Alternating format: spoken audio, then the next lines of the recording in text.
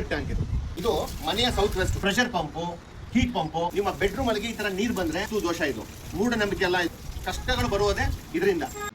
ಮನೆಯ over tank ಇದು ನೈಋತ್ಯ ಭಾಗದಲ್ಲಿ ನೀರಿನ ಟ್ಯಾಂಕ್ ಇಟ್ಕೊಂತೀರಾ. ಬನ್ನಿ ಇಲ್ಲಿ ತೋರಿಸ್ತೀನಿ ನೋಡಿ, ಇಲ್ಲಿ ಏನೇನು ಅನಾಹುತಗಳಾಗ್ತವಂತ.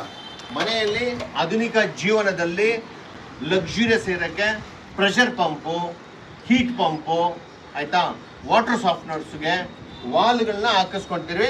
ಅವ್ರು ಹಾಕಿರಲ್ಲ, ಬಿಟ್ಬಿಟ್ಟಿರ್ತಾರೆ. ಗೇಟ್ ವಾಲ್ನ ಆನ್ ಮಾಡಿ ನೋಡಿ, ಈ ಥರ ಬಿಟ್ಕೊಂಡಿರ್ತಾರೆ ನಾವು. ಇದು ಮನೆಯ ಸೌತ್ ವೆಸ್ಟ್, ಇದು ಸೌತ್, ಇದು ವೆಸ್ಟು.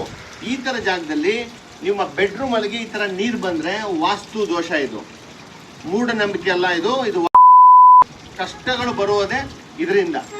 ಇಲ್ಲಿ ಡೆಲಿವರಿ ಆಗೋದು ಇರಬಾರ್ದು, ನೀರು ಕಳಿಸೋಂಥದ್ದಿರಲಿ. ಈ ವಾಲ್ಸ್ ಇರಬಾರ್ದು. ಈ ವಾಲ್ಸ್ ಇದ್ದಿದ್ದಂಗೆ ಇದನ್ನು ಅಗ್ನಿಮೂಲೆಗೆ ಶಿಫ್ಟ್ ಮಾಡಿಕೊಂಡು ಟ್ಯಾಪ್ಗಳನ್ನು, ಹೀಟ್ ಪಂಪ್ ಆಗಿರಲಿ, ಪ್ರೆಷರ್ ಪಂಪ್ ಆಗಲಿ, ವಾಟರ್ ಸಾಫ್ಟ್ನರ್ ಆಗಲಿ, ಅಲ್ಲಿ ಡೆಲಿವರಿ ಇಟ್ಕೊಳ್ಳಿ.